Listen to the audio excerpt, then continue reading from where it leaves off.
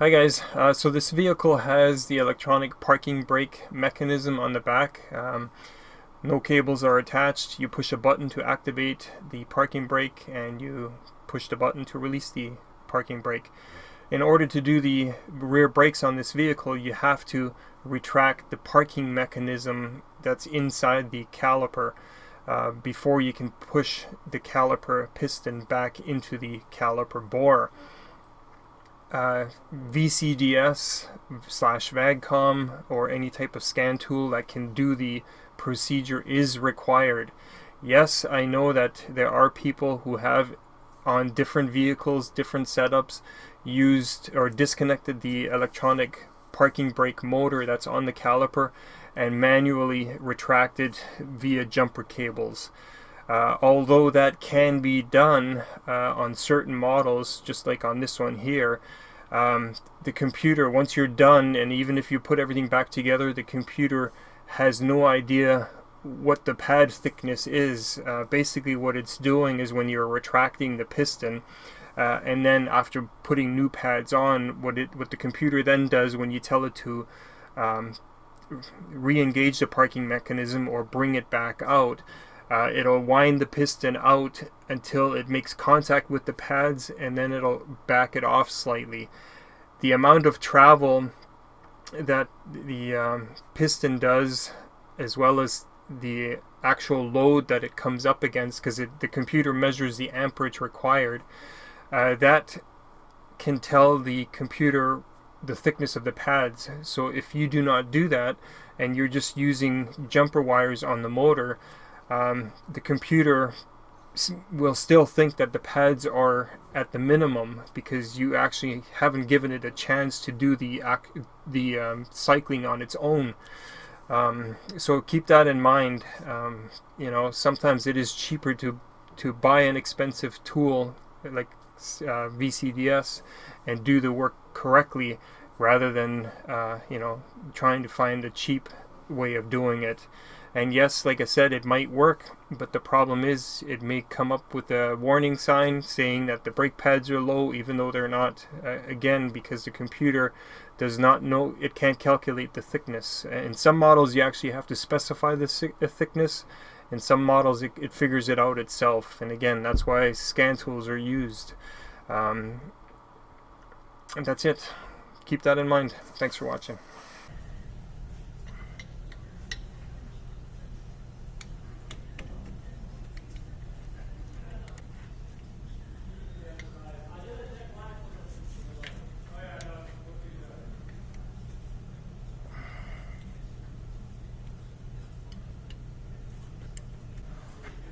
The caliper has already been retracted.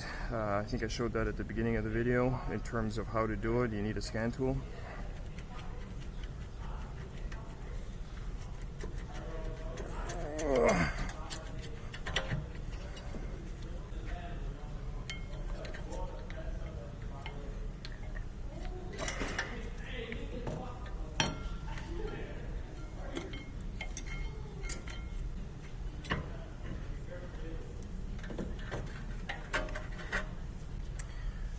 Two bolts for the carrier, 18mm.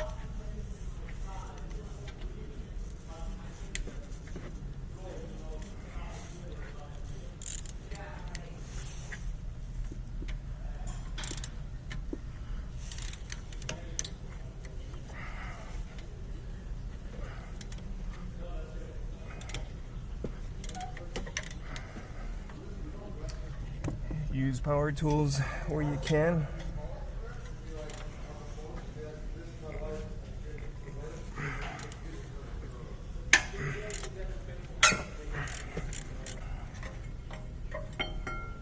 T30.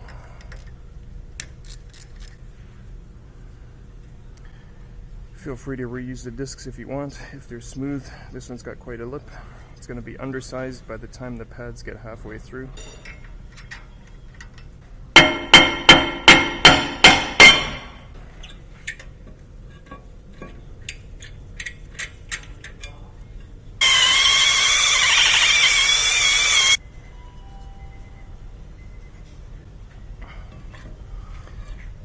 if the disc has a protective coating on it, clean that off first.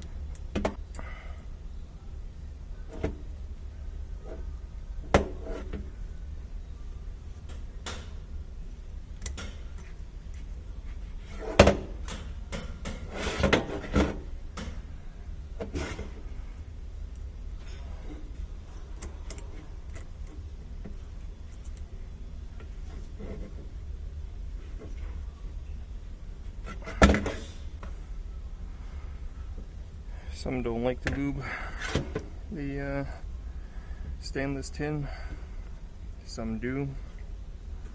I'll leave that up to you.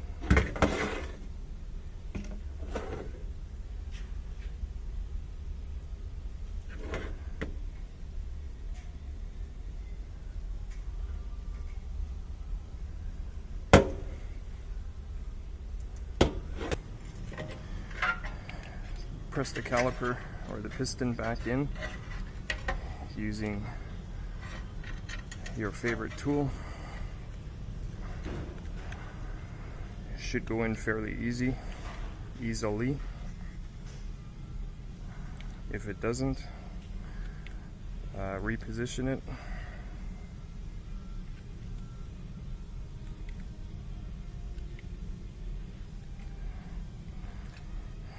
Make sure brake fluid has been taken out of the reservoir to accommodate the fluid going in or coming back up. Just turn it in until you feel a bit of resistance.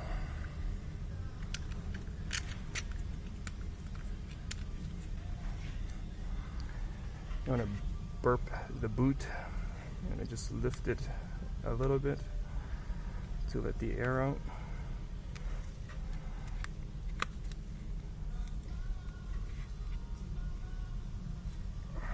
You might need a pick. Just use a little pick to get behind the top of the boot where it goes into the ridge, and then just lift it, and that'll let the air out.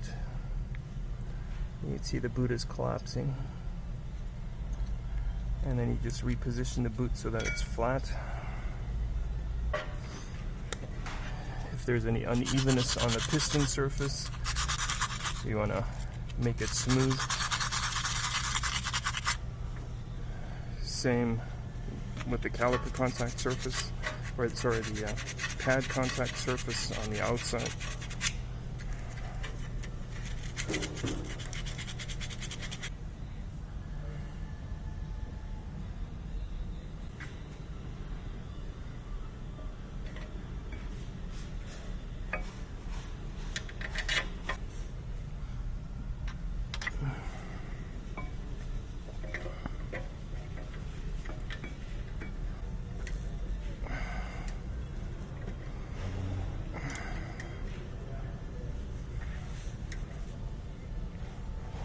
Good and tight.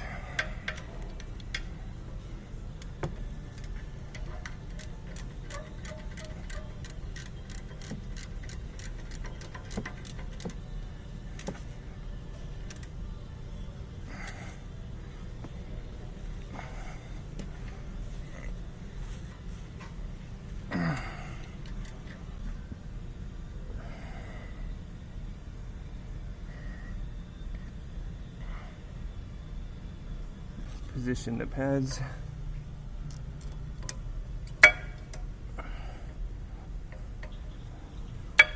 They should move freely into place, and the spring action should cause them to move. If they don't move, they're too tight.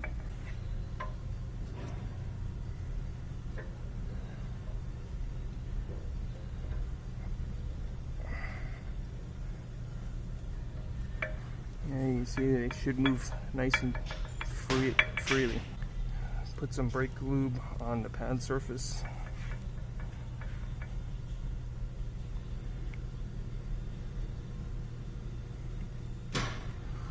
And the inner one.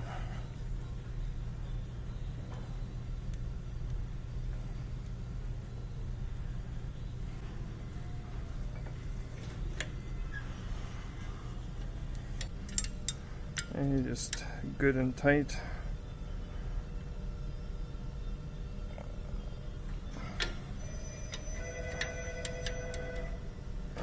That's it. It should be free move. The caliper should be free to move at this point. The battery charger is still on, or the battery maintainer. What you want to do is turn the ignition on. You want to activate the parking brake in output tests. First we retracted the piston, or sorry, the parking mechanism. The piston doesn't retract. First you retract the internal parking mechanism, then you collapse the piston with the, as I showed.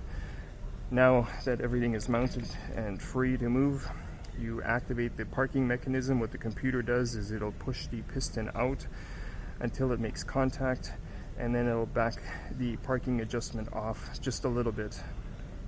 So after doing the resetting of the piston, the rotor should still be free to move. Okay, and after all that is done, you can then manually activate the parking brake to check if it holds, release it to make sure that it releases. Mount the wheel, and that's it. Flush your brake fluid if it's time to flush your brake fluid every 2 years, or depending on environment, driving habits. Thanks for watching. Sorted.